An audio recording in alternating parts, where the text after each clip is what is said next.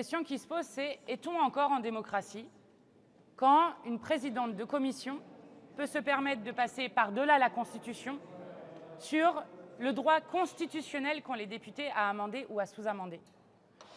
Je le dis avec une forme de gravité parce que ce qu'on observe depuis des mois dans notre pays, avec une Macronie qui ne cesse de parler de respect des institutions, qui ne cesse de parler de démocratie, alors qu'il passe sur une immense majorité de Français qui ont exprimé de toutes les manières possibles qu'ils étaient contre cette réforme, sur l'intersyndicale dans son entièreté qui était contre cette réforme, sur le vote du Parlement dont je rappelle que la Première ministre avait dit que le compte n'y était pas, d'où le fait d'utiliser le 49.3, avec un nombre d'outils autoritaires. Maintenant, ils ont déjà utilisé le 49.3, le 47.1 qui permet de limiter le temps de débat et d'utiliser le 49.3, le 44.2 qui permet de supprimer beaucoup des amendements, le 44.3 qui permet de faire un vote bloqué, désormais l'article 40, avec en plus une mise en cause du président de la Commission des finances qui s'appuie pourtant sur une jurisprudence extrêmement longue sur cette question.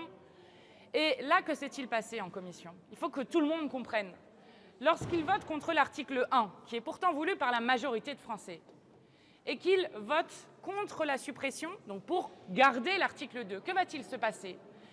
Il faut que les Français et les Françaises comprennent. Lorsque vous avez un passage en commission, si le texte est modifié, alors il arrive modifié en séance. Et s'il arrive modifié en séance, cela veut dire que le 8 juin, ce qu'espèrent les macronistes, parce que maintenant nous pouvons le dire, ce qu'espèrent les macronistes, c'est qu'il n'y ait plus que la conférence de financement dans ce texte. Or, nous ne sommes pas d'accord avec une conférence de financement sans abroger la retraite à 64 ans. Et que vont-ils faire après lorsque nous rétablirons l'article 1 comme c'est notre droit par amendement? À ce moment-là, Yaël Braun-Pivet, sous pression de l'exécutif, utiliserait l'article 40 qui interdit de faire des dépenses pour supprimer cet amendement et faire en sorte que jamais ne soit discuté dans l'hémicycle l'abrogation de 64 ans de la retraite qui est voulue par tant de gens dans ce pays. Donc ce sont des petites manœuvres politiciennes avec en plus un déni complet sur la séparation des pouvoirs, puisque vous avez entendu des ministres expliquer qu'il ne fallait pas voter ce texte.